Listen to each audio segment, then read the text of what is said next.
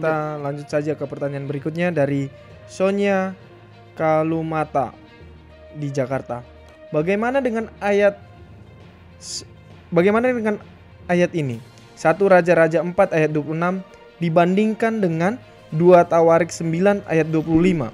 Sepertinya ada perbedaan data di sini. Bagaimanakah kita bisa katakan tentang hal ini sehubungan dengan keabsahan inspirasi Alkitab? Terima kasih. Silakan pendeta. Terima kasih. Selamat malam untuk Ibu Sonia Kalumata. Terima kasih untuk pertanyaannya.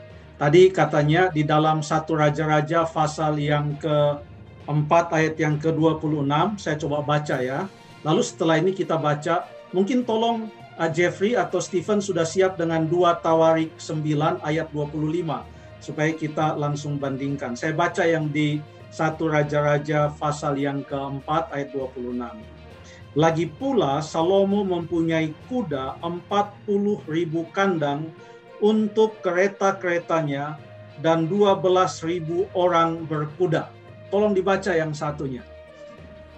Salomo mempunyai juga 4.000 kandang untuk kuda-kudanya dan kereta-keretanya dan 12.000 orang berkuda yang ditempatkan dalam kota-kota kereta dan dekat raja di Yerusalem. Demikian. Terima kasih banyak. Jadi mungkin pertanyaannya itu adalah mengapa dalam satu catatan katanya ada 40.000 kandang, sementara di catatan yang lain buku Tawarik adalah 4.000 kandang ya. Ini hanyalah salah satu contoh dari ada perbedaan-perbedaan data di dalam Alkitab, biasanya dalam bentuk jumlah atau angka. Yang harus kita ingat pada waktu kita mempelajari Alkitab adalah untuk mencari kebenaran, apa pekabarannya. Nah, mengenai kedua ayat ini perlu kita ketahui bahwa lebih banyak kesamaannya daripada perbedaannya. Karena masing-masing ayat ini berada dalam satu konteks cerita, yaitu cerita tentang Raja Salomo. Masing-masing tentang Raja Salomo. Lalu kemudian baik kitab Raja-Raja maupun kitab Tawarik sama-sama menyatakan bahwa yang dimaksud dengan Salomo ini adalah Salomo anak dari Raja Daud yang menggantikan Daud sebagai raja. Lalu kemudian baik Raja-Raja maupun Tawarik sama-sama menyatakan bahwa Salomo ini adalah orang yang kaya, orang yang berhikmat, lalu kemudian ialah yang membangun bait Allah. Untuk Ibu Sonia, sebenarnya ayat yang terdapat di dalam 2 Tawarik tadi ya, pasal 9 ayat yang ke-25 tadi, kalau ada memang Ibu Sonia sudah pegang Alkitab, itu lebih cocok dibandingkan dengan 1 Tawarik pasal yang ke-10. Coba kita buka 1 Tawarik pasal yang ke-10, mulai ayat yang ke-14 sampai ayat yang ke-29. Saya buka juga di sini. Kita bandingkan dengan 2 Tawarik, tadi 1 Raja-Raja maksud saya, pasal 10 ayat 14 sampai 29. Kita bandingkan dengan 2 Tawarik 9 ayat yang ke-13 sampai ayat yang ke-27. Kita pegang begini, mudah-mudahan terlihat Alkitab saya. Kita pegang begini supaya kita bisa lihat bolak-balik. Terlihat, pendeta. Oke. 1 Tawarik 10 ayat 14 mengatakan, adapun emas yang dibawa kepada Salomo dalam 1 tahun dan seterusnya. Lalu kemudian kita buka 2 Tawarik pasal 9 ayat yang ke-13. Adapun berat emas yang dibawa kepada Salomo dan selanjutnya. Kita coba bandingkan satu demi satu ayat itu, maka semuanya adalah persamaan. Nah, begitu tiba di 2 Tawarik 9 ayat yang ke-25 mengatakan Salomo mempunyai juga 4.000 kandang untuk kuda-kudanya. Tidak dikasih tahu kudanya ada berapa. 4.000 kandang ini adalah untuk kuda-kudanya dan untuk kereta-keretanya. Tentu ini kereta-kereta yang ditarik oleh kuda-kuda itu. Sekarang kita buka padanannya yang ada dalam 1 Raja-Raja pasal yang ke-10, itu ayat yang ke-26. Salomo mengumpulkan juga kereta dan orang berkuda, sehingga ia mempunyai 1.400 kereta dan 12.000 orang berkuda. Jadi berapa keretanya? 1.400 kereta.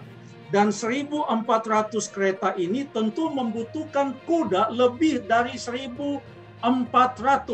Mungkin ada kereta yang ditarik oleh 2 kuda, oleh 4 kuda, sehingga tidaklah mengherankan kalau ia mempunyai kandang dalam 2 Tawarik 9 ayat yang ke-25 sampai 4.000 kandang.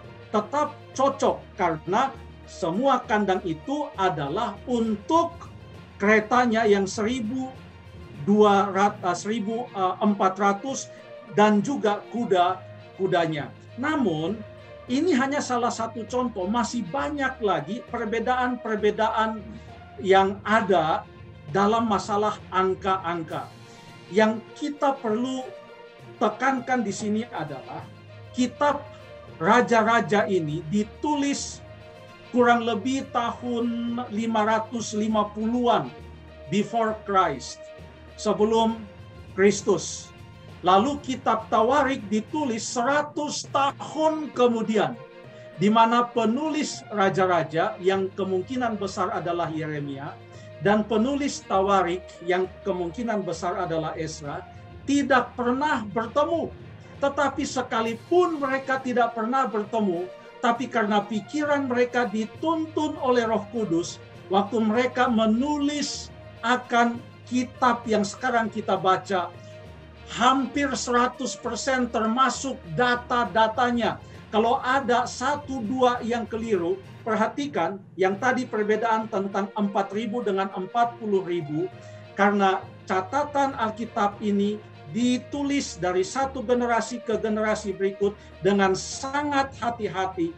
Namun karena firman Tuhan ini adalah perpaduan antara ilham dari Allah dengan kata-kata manusia dan manusia yang mencatat. Hal-hal tersebut walaupun ada perbedaan sedikit, sama sekali tidak mengubah apa yang tertulis di dalamnya. Kalau begitu, apa kira-kira pekabaran? Yang kita mau lihat adalah pekabarannya. Kita buka 2 Tawarik 9 ayat 22 dan ayat 23. Ini pekabarannya, ini yang mau ditekankan.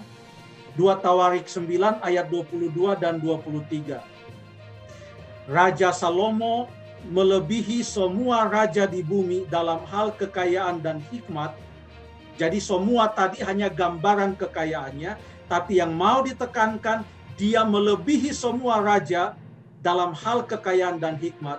Semua raja di bumi berikhtiar menghadap Salomo untuk menyaksikan hikmat yang ditaruh Allah di dalam hatinya. Apapun data tentang kekayaannya di sana, yang mau ditinggikan di sini adalah hikmat dan kekayaannya itu datang dari Allah. Bagaimana dengan di 1 Raja-Raja pasal yang ke-10 tadi? 1 Raja-Raja pasal yang ke-10 juga menekankan hal yang sama, ayat 23 dan ayat 24. Raja Salomo melebihi semua raja di bumi dalam hal kekayaan dan hikmat. Seluruh bumi berikhtiar menghadap Salomo untuk menyaksikan hikmat yang ditaruh Allah di dalam hatinya. Itu yang mau ditekankan. Kita percaya akan inspirasi pikiran, bukan inspirasi dikte. Jadi Alkitab ini tidak ditulis dengan cara Tuhan Allah mengatakan kepada Yeremia, Yeremia siap-siap. Sudah ada bolpen, sudah ada kertas, kalau memang ada kertas waktu itu siap, mulai ya. Oke, pada satu kali catat, pada satu kali Allah berfirman, catat, Allah berfirman. Bukan itu caranya inspirasi, tetapi pikirannya yang dikuasai oleh Roh Kudus. Lalu setelah itu ia akan menulis dengan kata-katanya sendiri. Lalu apa yang kita baca adalah betul-betul firman Allah yang ditulis dengan kata-kata manusia.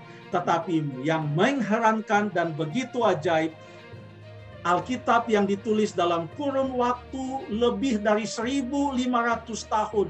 Pekabarannya mulai dari Kejadian sampai Wahyu tidak bertentangan. Pekabarannya. Semoga ini bisa menjawab walaupun singkat. Terima kasih Ibu Sonia. Terima kasih Pendeta. Kita langsung ke pertanyaan selanjutnya.